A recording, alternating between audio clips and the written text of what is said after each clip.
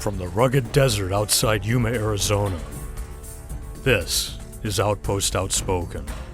Outpost Outspoken is the official podcast of U.S. Army Yuma Proving Ground, which conducts natural environment testing of military equipment in Arizona, Alaska, and the tropics.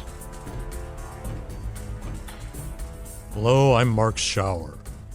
In 27 years in uniform, Command Sgt. Major Bryan Otero of the U.S. Army Test and Evaluation Command has depended on his gear multiple times in theater. From his current position, he sees the vital importance of the test and evaluation mission for a new generation of warfighters. How familiar were you with the mission of the Army Test and Evaluation Command prior to becoming Command Sgt. Major? Great question. I was not familiar at all with ATEC prior to assuming the role. In all honesty, once I got notified that I was going to interview for the position, I had to research, and the easiest way to research is go to Google, and I kind of Googled ATEC, and I found out kind of what ATEC did. And as I was preparing to assume the position, I kind of was gathering my thoughts, my comments for the ceremony, and I was just surprised and overwhelmed with the significance of ATEC as an enterprise and what we bring to our warfighters and how we save lives or prevent, loss of life. And what I mean by that is I truly feel in the operational Army, which is where I came from, soldiers go and put themselves in harm's way and with the hope of coming home. And they feel comfortable of doing that mission when they usually have three things in their organization. They have confidence in their ability, their job, whatever that task is. They have confidence in their leaders to take care of them in harm's way. They have confidence in their organization to do their mission collectively with the equipment that they have. So these are all things that I think are integral for a successful rotation downrange. And what I found out was what ATEC does, and all of our test centers, is we are able to test and validate in the equipment so that this warfighter can have the best equipment to train with, to gain proficiency in their skills, to gain proficiency in the sets and reps as a collective body, which now gains confidence in their individual person as well as their leaders, which then in turn make them successful in downrange. If I didn't have confidence in my equipment, I wouldn't have confidence in my ability to do my job as an individual, collectively as a squad, as a platoon, and then I would question if my leaders provided us with the right equipment. So left of the boom or upstream, ATEC and all of our test centers enable units to be successful and confident before they're in harm's way.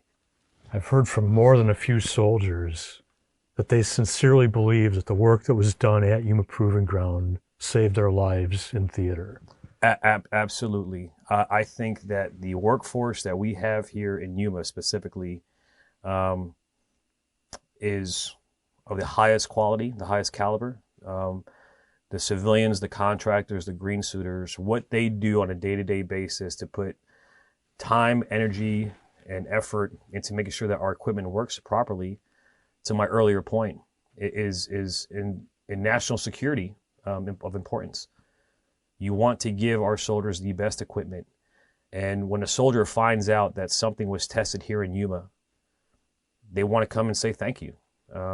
They might not have met the data engineer, the scientist, the evaluator, or the tester that was doing the test, but they just know now that Yuma is the reason why they came home successfully. So I 100% agree with that statement. It seems that in the past several years, YPG and ATEC have been at the forefront, not just of modernization, but of the forefront of the minds of the highest leadership of the Army. The last three Secretaries of the Armies have visited Yuma Proving Ground. The Chief of Staff of the Army has been here multiple times, the Vice Chief multiple times. Yeah. I think as times change, as leaders change, right, you have to reassess the environment and reassess the conditions that you're currently find yourself in, and then what do you project the future is going to look like? And I think the Army as a whole usually does modernization movements about every 30 to 40 years. And so we are at that time period since our last major modernization in the 80s, really. And so all the chief of staff for the armies and the secretaries of the armies have realized if we are going to be on par or ahead of the pace of our competing threat, our near-peer threat or acute threats, whether it's China or Russia, we have to be thinking of modernizing and transforming how we fight to how we will be fighting and what capabilities we might need for the future. So you can't do that without understanding what our test centers bring to the table. And so as Army Futures Command has really taken the lead to modernizing and transforming our warfighting functions across the entire enterprise, they need to do experimental testing, whether it's in Project Convergence or it's in Edge. And you can't do that without these test facilities that we have here. And YPG is just an example of a phenomenal place to test demonstrate our new capabilities, to validate and improve them so that when we do need them in 20 to 15 years, they're working efficiently and the right way for our soldiers. And YPG specializes in natural environment extreme weather testing. Yeah. So we have Yuma Test Center here in Yuma, Cold Regions Test Center up in Alaska. That's right. Tropic Regions Test Center in Central I, America. I don't think people really understand the challenge of testing something, right? And it's not just can this piece of equipment work at 70 degrees in normal temperature, in no rain, on a beautiful Sunday afternoon while you're taking a stroll in the park.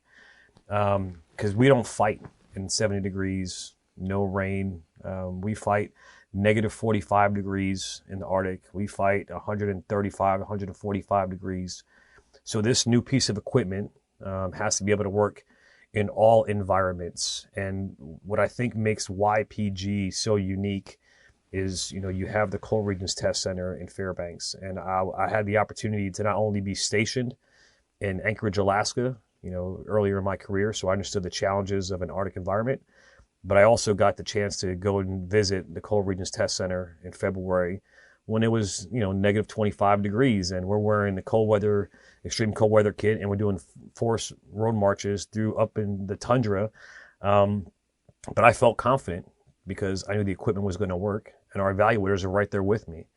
To the same extreme other side of the scale in Panama. And so YPG can offer our Army senior leaders the full spectrum of testing out our equipment so that any environment a soldier is going to be in, the equipment's going to work because YPG put their fingerprints on it and validated it. What do you see as the direction of YPG or ATEC in the next few years? I think we are going to continuously evolve our portfolio to include a lot more counter UAS, autonomous vehicles, and working and testing as a joint force. The days of just the Army doing the ground fight and the Air Force doing the air fight and the Navy doing the water fight, that's not, those days are gone. I truly believe that the next fight is going to be like no fight that we've seen in the past 75 years. And in order to fight effectively, efficiently, it's going to be as a joint force. So you're going to have any sensor, talk to any shooter, to talk to any radar, to talk to any observer on the ground, whether it's a Navy satellite, whether it's a Marine shooter, whether it's an Army radar, it's all going to be interoperable. So we have to test that way now because that's how we're going to fight if we're going to fight a near-peer adversary. It's not going to be in stovepipes. So I think we are trying to evolve or transform how we do testing and evaluating across the entire spectrum with our joint partners moving forward. And I'm pretty excited about that. Command Sergeant Major Otero, I really appreciate you coming by here today. It was my pleasure.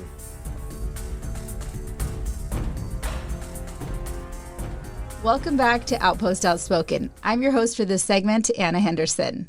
U.S. Army Yuma Proving Ground recently sent a team of engineers and project managers to represent its higher headquarters, the Army Test and Evaluation Command, during the 2023 eCYBERMISSION National Judging and Educational Event Finals. Today, engineer Maria Villegas and project manager Janett Rios joins us to talk about the trip and YPG's role. Ladies, thank you for being here. Thank you. Thank you. Janett, let's start with you. Can you tell me about the eCYBERMISSION? eCYBERMISSION is part of the Army Educational Outreach Program. What's unique about eCYBERMISSION is that YPG participates solely through a nomination process. What eCYBERMISSION itself is, it's a online STEM competition for 6th to 9th grade students that encourage them to solve a problem in their community using science and engineering. The program promotes teamwork, self-discovery, and the real-life application of STEM. Throughout the competition, students interact with STEM professionals that serve as mentors while competing for the state, regional, and even national awards. The finals were held in Maryland this year, and you ladies plus a team of 4 YPG engineers attended in late June. Talk me through the week's events. The eCYBERMISSION events allowed the students to showcase their community project. So the students are able to participate in events every day of the week, which is fun. They're able to interact with several organizations such as ourselves. So for YPG, we were able to participate through the DoD workshops and also the STEM career fair. So we were able to partner with other sister stations as well as ATEC headquarters to promote YPG and its mission. All the students arrived on Monday. Then on Tuesday, it was all the activities for them. So they had the Army values, mission. We had military members in there, so they were able to showcase that for them. On Tuesday, they also had the DoD workshops. And then they also had the STEM fair careers. And all the students were able to, go to the different tables and learn about the different missions for each organization. Then on Wednesday, they have the judging presentations. That's when they presented to the judges, and all the judges saw all the projects from all the teams, and they delivered who the winner was. Then on Thursday, it was the awards ceremony, and, everyone is a little bit nervous before that, but then it's exciting, to see who wins. Especially since you're mentoring one of those teams. I'm sure it's equally exciting for you. Now, before we get into exactly YPG's role, let's talk a little bit about how YPG got involved in this program. What's unique about eCYBERMISSION is that YPG participates solely through a nomination process. So we're able to be fortunate enough to have been supporting since 2016, which has even been through the pandemic. We apply for our DoD workshops, and to be selected every year has been pretty rewarding. Tell me about YPG's role, because you have been nominated year after year, and I think it's because your workshops are so interactive and different. We've been able to provide 2 interactive STEM workshops, one of them being our vehicle acceptance lab and also the water balloon ballistic labs. So what's really neat is that the workshops itself, they showcase the careers and the opportunities available to students, and it allows us to promote our mission here at YPG. And we're able to tie that back even for the vehicle acceptance and how we're able to test the tanks and provide all that data, so their kids are able to do that with the RC cars and the tracks.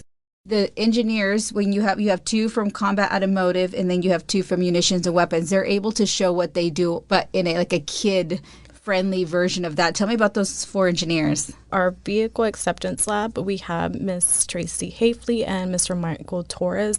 They were the 2 engineers that were leading the effort. And then I hear that the balloon ballistics lab that Richard Bloomfield and Ashley Loquetto put together is always a fan favorite, right? Yes, it's always a fan favorite, which we love, of course. But yes, the kids are able to fire water balloons over to a target. And what's neat is Richard and Ashley are able to tie back how we're able to do that with the artillery that we have here and the tanks and how we test that. So the kids have a lot of fun shooting water balloons. But yes, it's always a big hit, which is a plus. Maria, you had a different role. You served as a mentor. Tell me a little bit about that and also how you were selected. Yes, so I saw the announcement from the S1 group, and I was also contacted by them. They told me about the event and then if I was interested in participating as a mentor. And I said yes, it sounded very fun. So they went ahead and nominated me. Then I was selected through the nominations, which it was very exciting. I got the notification on May, I believe. And then in June, I started it all my mentor activities.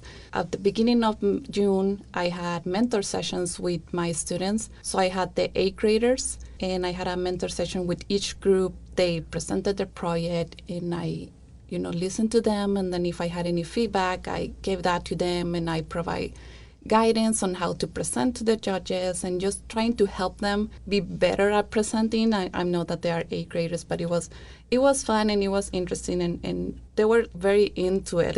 They really wanted it to do well and win and everything. So it was fun. And so yeah, that was the entire month of June. And then at the end of June, that's when we had the eCYBERMISSION event at Maryland.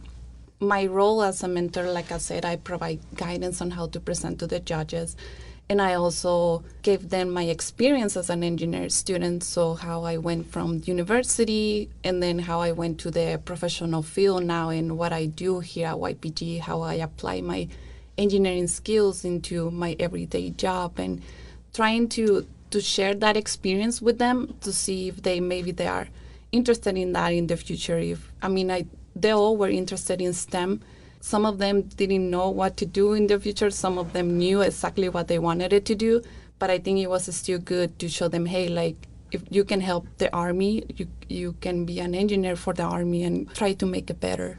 I'm sure the students learned a lot, but as an organization and also as an individual, what do you feel like you got out of it from participating?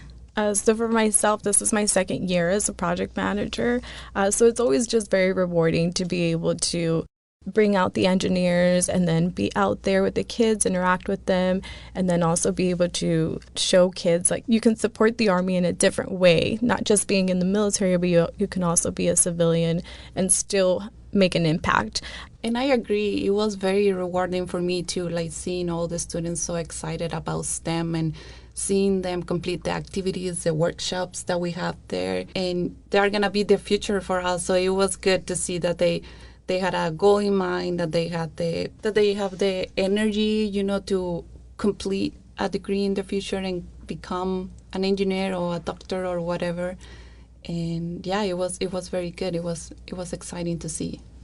And can you explain to me how this program just ties into YPG's outreach mission? For eCYBERMISSION, it is part of the Army Educational Outreach Program, AEOP. So what's neat about AEOP is that we are actually able to support programs like GEMS and now Awesome at CRTC. So the fact that we're able to reach back to AEOP and be like, hey, like we want to bring more programs to YPG and they fully support is awesome. So for myself and along with Ms. Paula Rickliff, who's actually our STEM outreach manager, we would like to thank the test centers, the engineers, and the supervisors that give us the support in our STEM outreach efforts. It really helps us promote our mission here at YPG, and it just allows us to interact with the kids and be able to share our life as civilians here in the Army. Ladies, thank you so much for joining me today, and also thank you for what you do for YPG and ATEC. Thank you. Thank you. This has been Outpost Outspoken. Thank you again for listening. We'll see you next time from the forefront of Army transformation.